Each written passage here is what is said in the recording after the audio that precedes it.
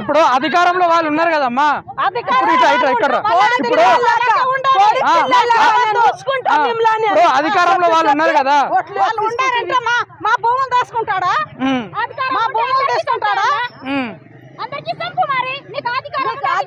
లేకుంటే ఆర్కి చేసుకో, మా దిక్కు రాకు, నీది వద్దే వద్దు, నీ పార్టీ వద్దు, నీ వద్దు మాకు. ఏమని చెప్తా ఉన్నాడు రేవంత్ రెడ్డి?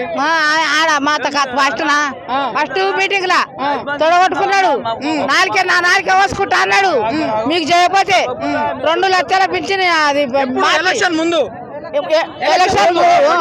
ముందు మీకు చేయకపోతే కూరగాయల పైసలు వేస్తా అన్నాడు, 500 ఇది గ్యాస్ అన్నాడు, మాకు రైతు బంధు 7,000 ఎకరా అన్నాడు.